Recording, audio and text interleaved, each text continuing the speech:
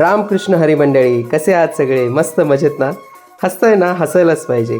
तर आज आलोय आपण आमच्या बहिणीच्या घरी, जिथे आम्हाला दिसला हा गोळेवाला दिसताच आमची चिऊ म्हणजेच रिचा म्हटली की मामा मला गोळा खायचा आहे. म्हटलं की चल बाबा घेऊ लगेच गोळावाला बघता क्षणी आमचे दाजीसुद्धा आले, नवनाथ दाजी. त्यांना म्हटलं तुमचं काही एकात भागायचं नाही, तुम्ही 4-5 गोळे घ्या. त्यांनी सगळ्या कुटुंबासाठी मस्तपैकी गोळे घेतले. मग आमची रिचू मस्तपैकी गोळ्याचा आस्वाद घेत होती. आमची बहीणसुद्धा गोळ्याचा आस्वाद घेत होती. गोळा छान होता टेस्ट वाईज आणि एन्जॉय करत होते सगळे. रिचाला तर असं झालं होतं की मी किती गोळा खाऊन किती नाही. तिला म्हटलं अरे सर्दी होईल, पण ती काय ऐकत नव्हती. वासुदेव आमच्या कडेवर होते, थोडेसे तापलेले होते, त्याच्यामुळे वाईच कुचामलेले आहेत ते, पण नाही ते पण एन्जॉय करत होते आम्ही सगळे गोळा खातोय म्हणून.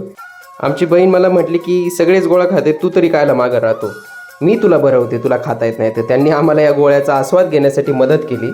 छान होता गोळा. म्हेत्रे मावशींचा गोळ्याच्या समोर कोणत्याच गोळ्याची आम्ही कंपॅरिझन करू शकत नाही. मस्तपैकी गोळ्याचा आस्वाद घेतला. आपली ही छोटीशी चिऊ ताईसुद्धा आली होती. तिला पण गोळा खूप आवडतो. खूप मस्तपैकी ती एन्जॉय करत होती गोळा.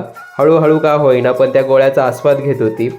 आणि रिचाची तर लगबग चालूच होती, मला कशा पद्धतीने गोळा खाता येईल. मस्तपैकी बाजावर बसून आम्ही सगळेजण गोळ्याचा आस्वाद घेत होतो. आणि या भरल्या उन्हामध्ये एक थंड असं अनुभूती ह्या गोळ्यामुळे येत होती. तुम्ही पण गोळा वरचेवर खात जा. माझे केस कसे फिंजारल्याने झालेत, पण ठीक आहे, आता काय करणार, वाढलेत म्हटल्यानंतर. पण हां, गोळ्याची मजा वेगळीच असते उन्हाळ्यामध्ये, ज्यावेळेस तुम्ही गोळा खाता त्यावेळेस. आणि तुम्ही पण मध्ये गोळा खात चला. चिव किती क्यूट दिसते आपली बघा. त्याच्यानंतर रिचान मी म्हटलं की चला आपल्या जिभा किती लाल झालेल्या आहेत बघू. जिभा लाल झाल्याची टेस्ट झाल्यानंतर म्हटलं चला आता लिपस्टिक किती लागलेली ते सुद्धा बघू.